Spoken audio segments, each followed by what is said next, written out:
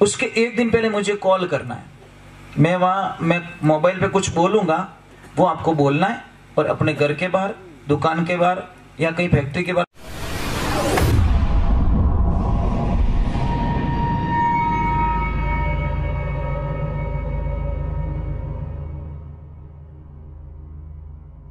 सोनू महाराज जी के भजन व प्रवचन सुनने के लिए चैनल को सब्सक्राइब करें, बेल आइकन को जरूर दबाएं, शेयर करें, कमेंट करें, लाइक तो जरूर करें।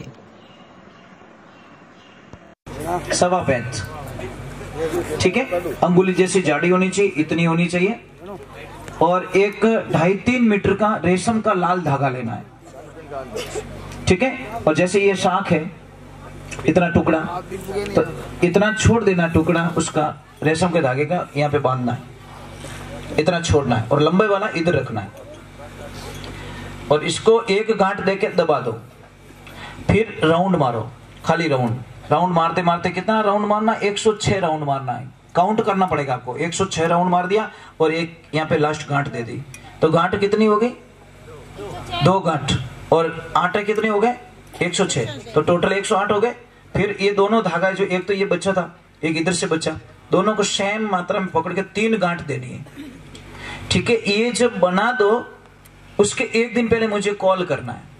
मैं मोबाइल पे कुछ बोलूंगा, वो आपको बोलना है, और अपने घर के बाहर, दुकान के बाहर या कहीं फैक्ट्री के बाहर लटकाना। किसी की नजर पड़नी चाहिए ऊपर, गुप्त में नहीं, बाहर नजर पड़नी चाहिए।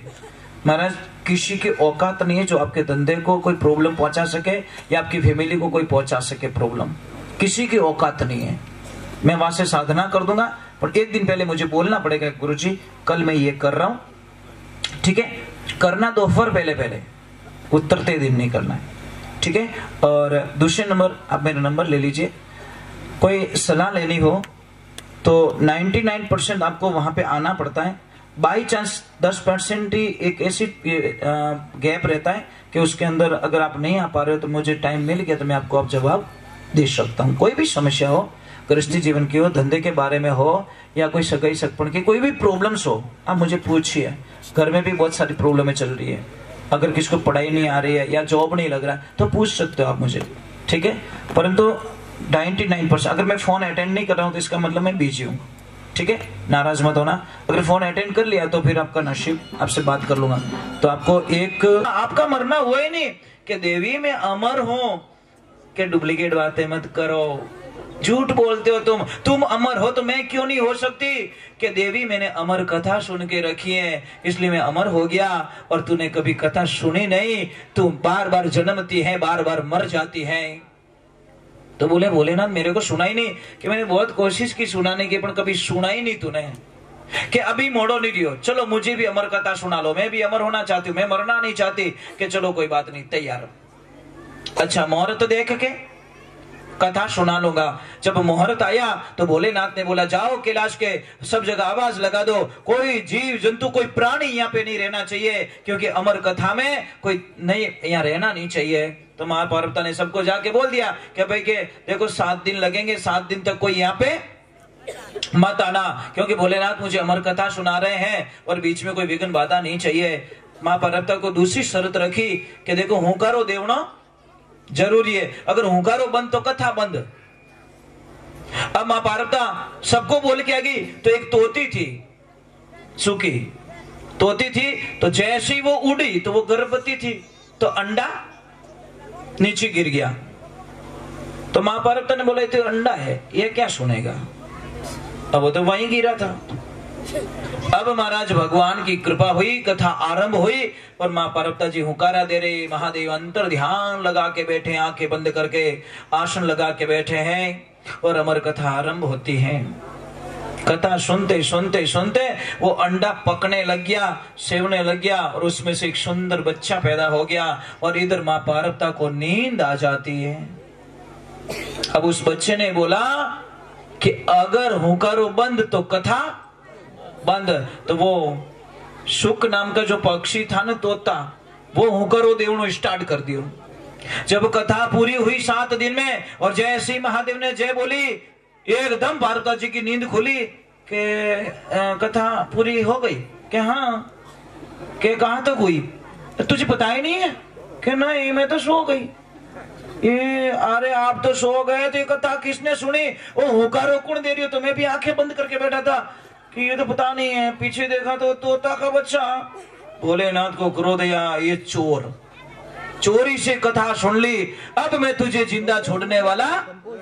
भोलेनाथ ने आप देखा, पार्वता को बोला तेरे से बात बाद में करूंगा, मैं पहले इसको खत्म कर लेता हूं। इसने चोरी से सुन ली, लिया अपना त्रिशूल हाथ में और तोते के पीछे। तोते ने बोला भागने में ही फायदा है, डोकरा मन आगो पछो रेगो है। अबे महाराज वो तोता भागता भागता भागता तीनों लोक में घूम गया। आखिर में बोला कि अब बचने वाला नहीं हो। तो जैसे गए व्यास जी महाराज की कुटिया पे, और मां व्यास जी महाराज की लक्ष्मी जी बाल संवार रहे थे। बाल संवार से उबासी आई, और उबासी आई तो मुंडो खोलियो, और तोते ने मौका देख के मुंह में घुस गया, जाके गर्भ में बैठ गया।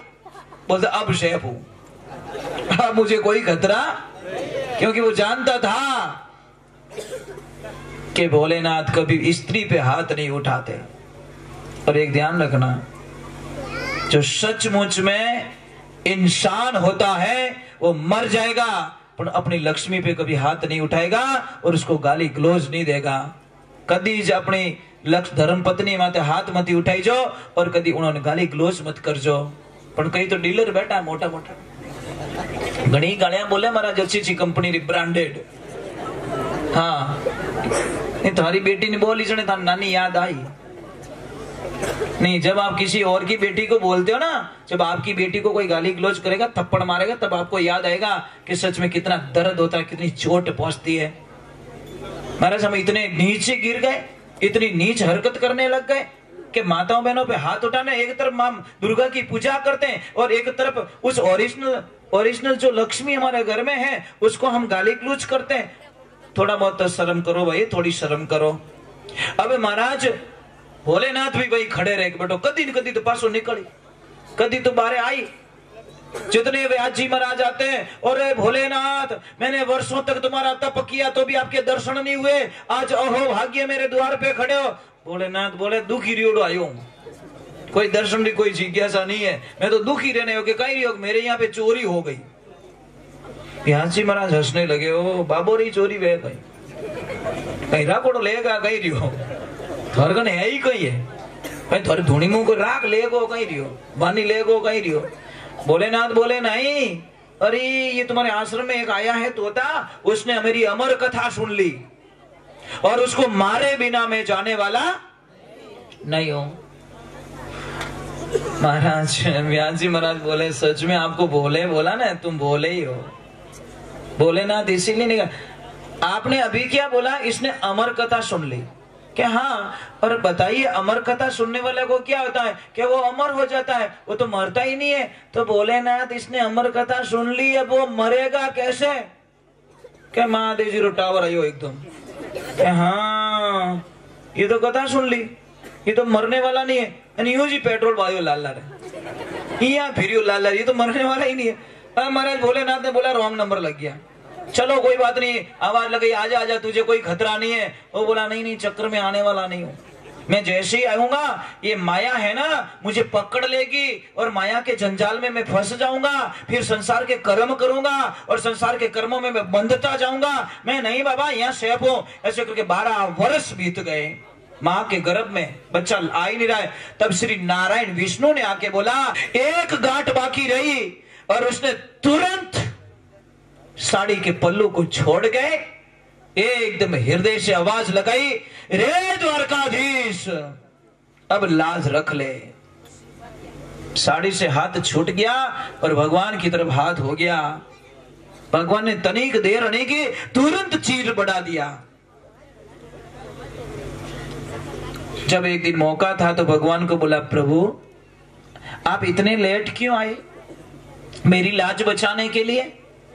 तो भगवान ने बोला इसमें मेरी कोई गलती नहीं है, ये गलती सारी आपकी है। कि वो कैसे? कि पहले खुद को बचाने की कोशिश की, मेरे को याद किया क्या? कि नहीं। फिर द्रोणाचार्य को याद किया, कृपाचार्य को याद किया, सबको याद किया, मेरे को याद किया क्या? कि नहीं। हाँ तो लास्ट रे माने मने याद करियो, और वही नाम की कर ली तो ध्यान है तने इन वास्ते मोड़ो रही क्यों मने कहीं क्यों रे द्वारकाधीश राखी ले लाज मोरी। आपने क्या बोला? द्वारकाधीश। और आपको पता है द्वारका से दिल्ली आने में कितना, हस्तिनापुर आने में कितना टाइम लगता है? डिस्टेंस बहुत है ना, दूरी थी ना, तो मैं द्वारका से आया। अरे पगली, तूने गलत नंबर बोल दिए। अगर तू ऐसे बोल देती कि रे घट घट के निवासी, तो मैं तेरे घट से प्रकट हो जाता, क्योंकि मुझे जिस भाव से जहां से बुलाते हैं वहीं मैं प्रकट होता हूं। तूने द्वारका वाला बोला, मैं द्वारका से आया।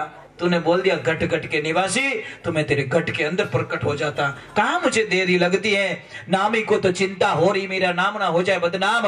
द्रौपदी ने जब पुकारा दौड़े आए घनश्याम, अरे राम से बड़ा है राम का नाम, अंत में वही आएगा तेरी काम, राम से बड़ा है। अगर भोलेनाथ को खुश करना है, भोलेनाथ के दर्शन करने हैं, भोलेनाथ की भक्ति करनी है, ये आप नाच रहे हैं, आप भी नाच सकते हो। ऐसा बोलिए भैया, यूं नाचो, ये चाक बात तो कीर्तन में नाचो। और दूसरे नंबर तालियां बजानी, मेरे साथ में गाना है।